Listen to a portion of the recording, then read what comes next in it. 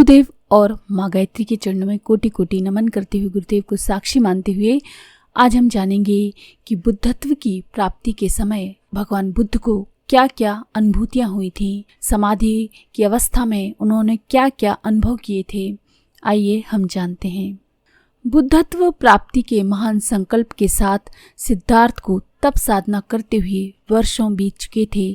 उनकी साधना पूर्णमासी के चांद की तरह बढ़ती जा रही थी, चमकती जा रही थी। वसंत ऋतु समाप्त होने वाली थी और कुछ ही दिनों में सिद्धार्थ 35 वर्ष के होने वाले थे। ध्यान करते करते 4 सप्ताह पूरे होने में 24 घंटे शेष थे। भोर होने वाली थी, सूर्योदय नहीं हुआ था और ना ही उषा का आगमन। उस शांत नीरव ब्रह्म मुहूर्त में पीपल वृक्ष के नीचे ध्यानस्थ सिद्धार्थ ने अपने शरीर को थोड़ा आराम देना चाहा और वहीं लेट गए और कुछ ही देर में उन्हें झपकी आ गई। उसी अवस्था में एक के बाद एक 5 स्वप्न प्रकट हुए जो कि भविष्य की ओर संकेत करने वाले पूर्वाभास थे। स्वप्न समाप्त होते ही सिद्धार्थ जाग उठे और उन स्वप्नों पर विचार करने लगे। प्रथम स्वप्न के अंतर्गत उन्होंने अपना विशाल विराट रूप देखा। उन्होंने देखा कि आज के नेपाल और भारत की संपूर्ण धरती पर वे लेटे हुए हैं, जो कि उनके लिए बिछौना बन गई है। हिमालय का उत्तुंग शिखर उनका तकिया बन गया है।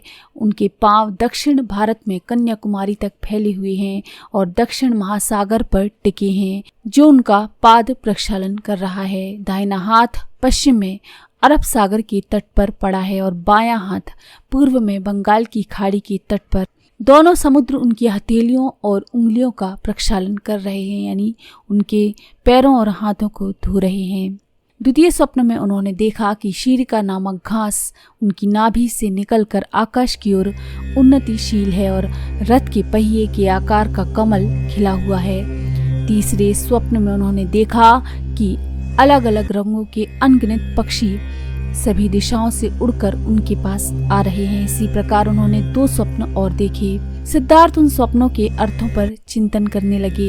वे स्वप्न संकेत कर रहे थे कि उनको बुद्धत्व प्राप्त होने ही वाला है और उनके उपदेशों का प्रभाव सारी दुनिया पर पड़ेगा।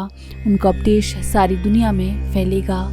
सभी दिशाओं से विभिन्न रंगों के पक्षियों का आना इस बात का संकेत था कि प्रत्येक जाति, वर्ग, संप्रदाय और विभिन्न देशों के लोग उनके बताए मार्ग को अपनाएंगे। सिद्धार्थ पुनः पद्मासन लगाकर इस दृढ़ निश्चय के साथ ध्यान करने बैठे कि जब तक वे बुद्धत्व प्राप्त नहीं कर लेते तब तक वे अपने आसन से नहीं उठेंगे। जब वे दृढ़ निश्चय के साथ बैठे तो बुरे विचारों व बुरी चेतनाओं के झुंड ने, जिन्हें मार कहा जाता है, उन पर आक्रमण कर दिया। एक बार तो सिद्धार्थ को डर लगा कहीं ये मार, ये बुरे विचार उन पर हावी ना हो जाएं, उनकी साधना को विफल ना कर दें। परंतु अपना सारा साहस बटोरकर मन ही मन उन विचारों की चुनौती देते हुए उन्होंने कहा, मुझ में श्रद्धा है, मुझ में ब्रह्मचर्य है, मुझ में प्रज्ञा है, फिर तुम मुझे कैसे पराजित कर सकते हो? चाहे वायु नदी के स्रोत को सुखाने में भी सफल हो जाए, पर तुम मुझे मेरे निश्चय से, संकल्प से, तपस्या से, साधना से नहीं डिगा सकते, क्योंकि मेरा तो यही मानना है कि पराजित होकर जीने की अपेक्षा संग्राम में मर जाना मेरे लिए अधिक श्रेयकर है। सिद्धार्थ के दृढ़ निश्चय के सामने सचमुच कोई भी बुरे विचार व अकुशल अशुभ विचार टिक नहीं पाए। वे हार मानकर अपने आप चले गए। अब तो क्षण प्रतिक्षण की सजगता का अभ्यास करते करते सिद्धार्थ का चित्त, शरीर और श्वास प्रश्वास पूरी तरह से एकाकार हो गए थे। लगातार ध्यान और सतत सजगता व जागरूकता के कारण उन्हें चित्त को एकाग्र कर शरीर के अणु अणु का निरीक्षण करने की अद्भुत शक्ति प्राप्त हो गई थी। वे शरीर और चित्त के एक एक अणु परमाणु को बींध कर उसके पार जा सकते थे। ध्यान करते करते सिद्धार्थ ने अनुभव किया कि मैं कौन हूँ। उनकी अंतर्दृष्टि और भी पैनी हो गई। ध्यान साधना में लीन रहते हुए चेतना की नई नई परतें उनके सामने बिजली की कौंध के समान खुलती जाती।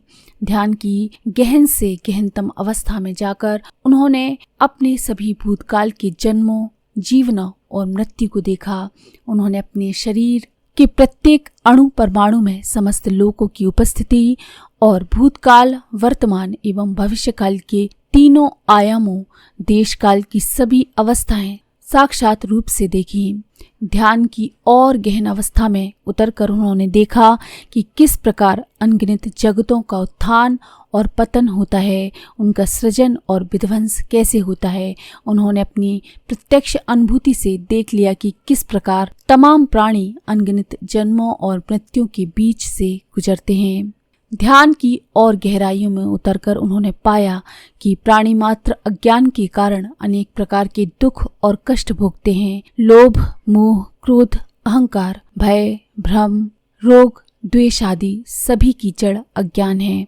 अज्ञान के दूर होने से राग, द्वेष, मोह इत्यादि समूल नष्ट हो गए तो चित्त निर्मल हो गया, निर्विकार हो गया एवं फिर चित्त में अनंत करुणा, अनंत मुदिता, अनंत समता, अनंत उपेक्षा का उदय हुआ। वे इंद्रियातीत अवस्था में चले गए और अनुत्तर अवस्था को प्राप्त हो गए। उसे इंद्रियों से ना तो बयान किया जा सकता है और ना ही समझा जा सकता है, उसकी तो बस अनुभूति की जा सकती है। ध्यान की गहनतम अवस्था में उन्होंने दिव्य दृष्टि, दिव्य श्रवण और अपनी जगह बैठे बैठे ही कहीं भी आ जा सकने की सामर्थ्य प्राप्त कर ली थी। इससे वे समस्त प्राणियों के हृदयों को देखते हुए प्रत्येक प्राणी के मन की अवस्था को समझ ले रहे थे और आखिरकार ध्यान की गहनतम और अंतिम अवस्था में पहुंचते ही पूर्णिमा की रात्रि वेला में ज्ञान का पूर्ण प्रकाश पूर्णिमा के प्रकाश की तरह उनके भीतर उतर आया। उनका अंतस जगमगा उठा, उनका अंतस दिव्य प्रकाश से, दिव्य ज्ञान से आलोकित हो उठा। उन्हें बुद्धत्व की प्राप्ति हो चुकी थी। वे सिद्धार्थ से बुद्ध बन चुके थे और आज उन्हें सचमुच ऐसी अनुभूति हो रही थी मानो हजारों योनियों के कारागार से उन्हें आज़ादी मिल गई हो। भगवान बुद्ध को प्राप्त हुआ बुद्धत्व साधकों की जीवन यात्रा का अंतिम शिखर है एवं सदा सभी के जीवन को प्रेरित करता रहेगा। ध्यान की इन गहराइयों में जिनमें जाकर सिद्धार्थ ने बुद्धत्व को पाया, उसी बुद्धत्व को हम भी प्राप्त कर सकते हैं। अपने ध्यान की गहराइयों में हम भी समाधि सुख का आनंद ले सकते हैं। इस तरह से भगवान बुद्ध को प्राप्त हुआ था बुद्धत्व। तो अगर आपको ये जानकारी पसंद आई है तो प्लीज़ लाइक करें, शेयर करें, सब्सक्राइब करें मंत्र सिद्धि चैनल को। धन्यवाद।